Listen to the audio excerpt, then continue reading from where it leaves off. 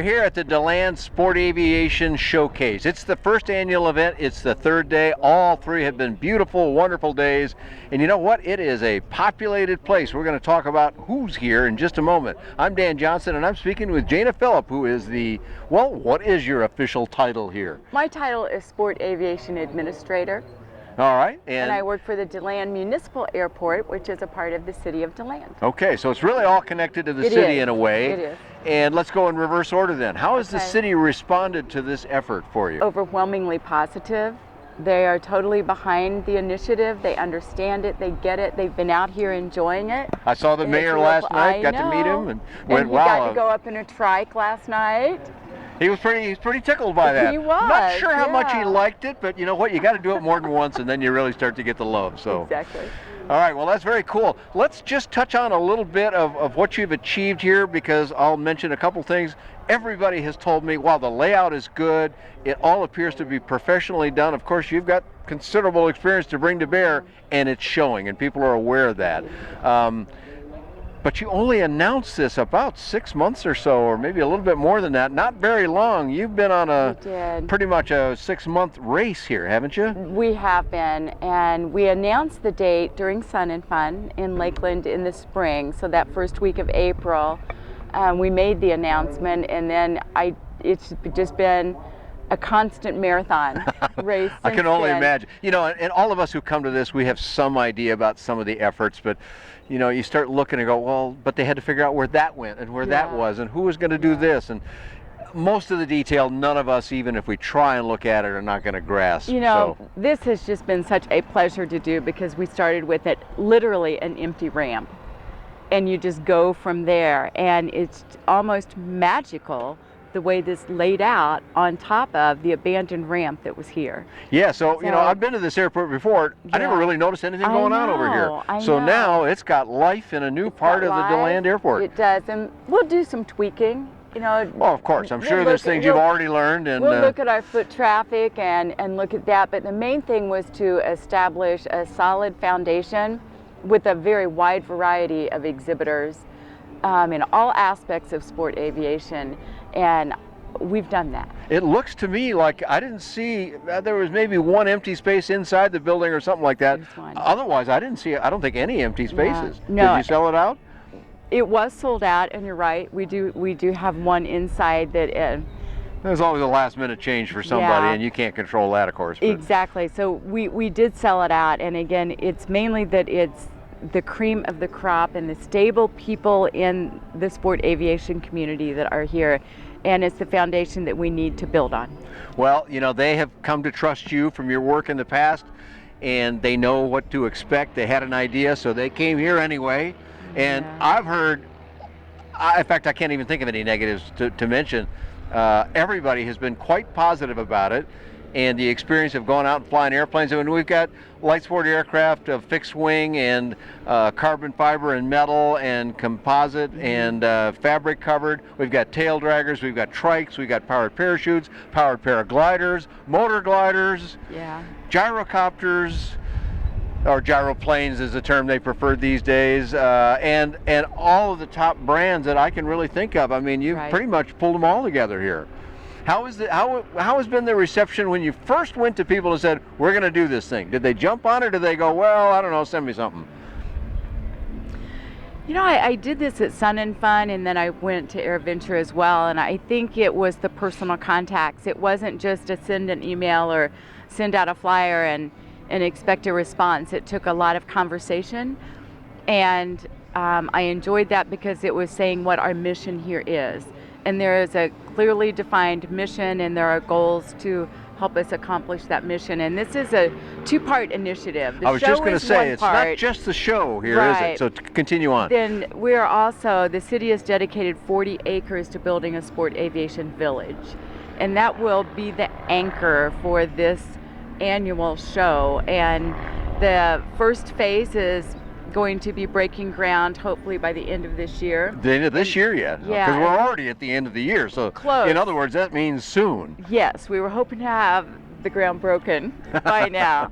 Well, we had that little hurricane thing, you know, so that probably threw a monkey wrench Yeah, into the just a works. little bit. No, it's been awarded and bidded for the infrastructure. Is that right? So that will be going in, and our next phase will be 5 to 6 manufacturers, hangars, and we've actually given several tours during Excellent, this okay. event, taking people over and looking at the site and kind of choosing some sites and going from there. Beautiful. And again, it's dedicated to the sport aviation community. Now let's mention, because I know you worked with John quite a bit, but let's mention the airport manager here, who I've met on several occasions, and he's an interesting guy in his own right. Yes. And then he's now running this airport for a few years. And well, you and he got together. Tell me a little bit about how that's gone and how John is to work with. Because some airport managers can be a little more of a handful than others. They seem to get a little proprietary about what they're doing. From what I can tell, he's an open book for these ideas. You know, he is absolutely an amazing person. In a very short period of time, you know, just the respect that he gives others is tremendous, and he is respected. So, you know, the two go hand in hand, and, you know, we have fun and we pull our hair out every once in a while, but he just never wavers. He's just solid as a rock.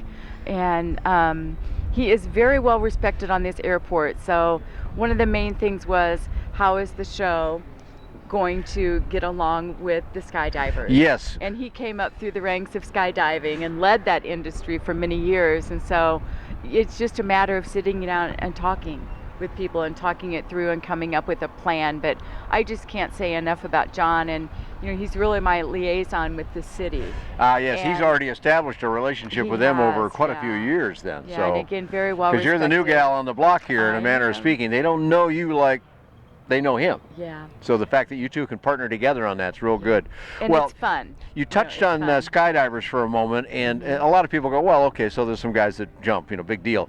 You have to understand what the impact of skydiving at this airport is. This is one of the most famous airports in the world for It is. skydiving. We have over 100,000 people skydive here a year, and there's almost 40 businesses directly associated to the parachute 40 businesses, industry. 40 40 businesses, wow. that employ over 600 jobs. So, I mean, it's an entity So skydiving is all its kind of a big own. thing here. And so Yeah. I'm sure you went and talked to those folks, at least the bigger businesses and whatnot, and said, look, we want to do this thing. Right. We're going to add more traffic for 3 days and, you know, downstream some more when they start to come Right. here. How did the skydiving community, which has been established here for many years, respond to that?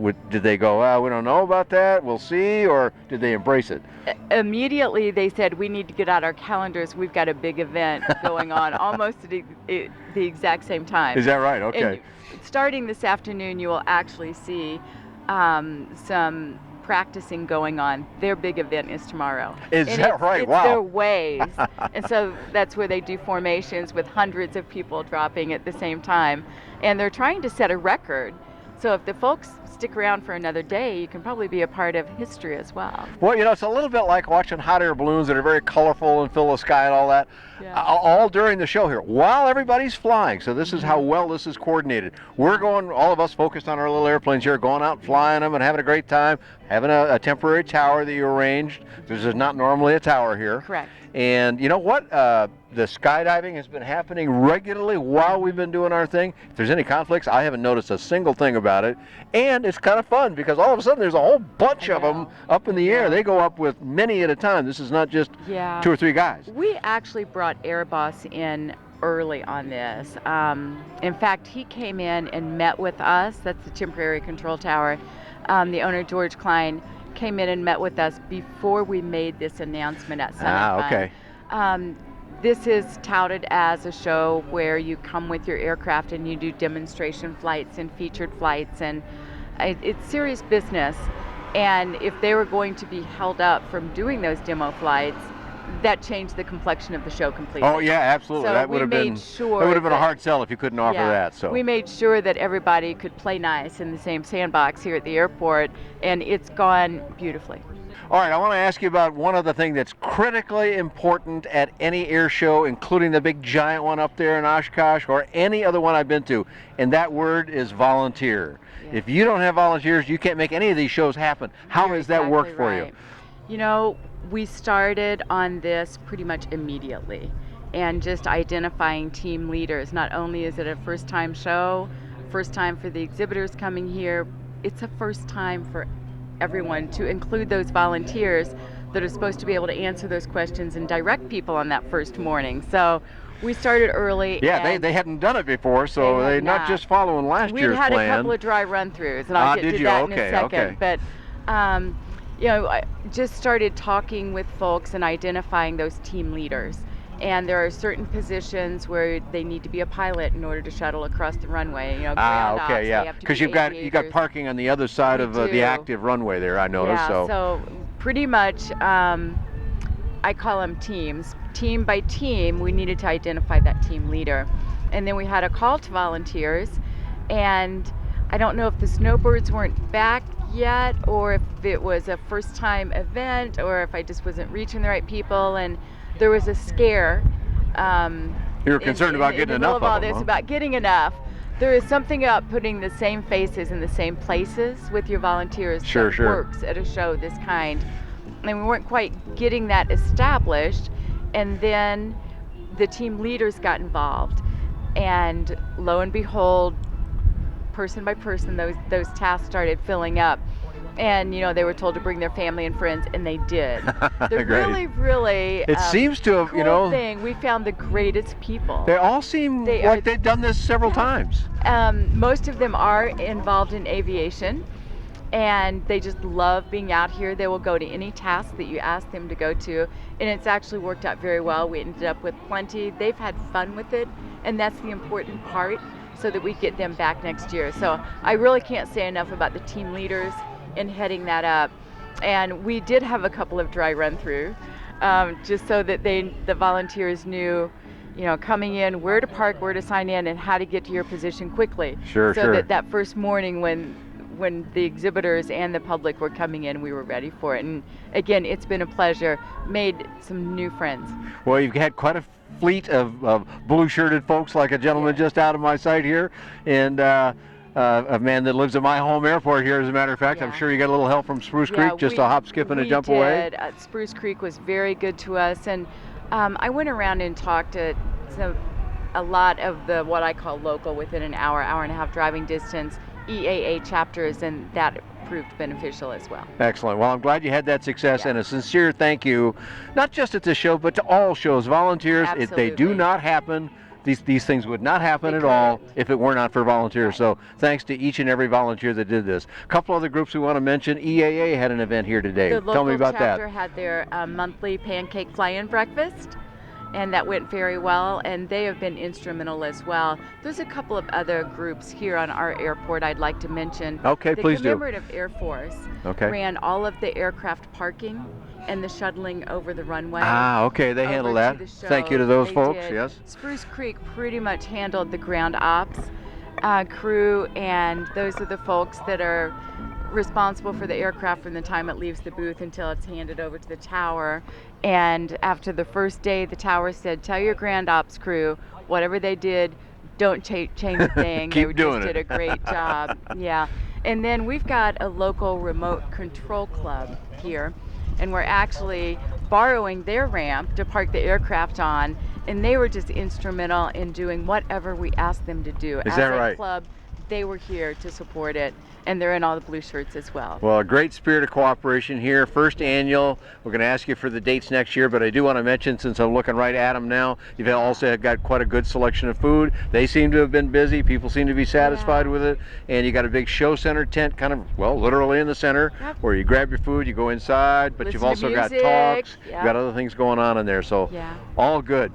Jana, give us the dates for next year and a web address so people can continue to follow. And I know you're on Facebook as well, but let's start with a web address.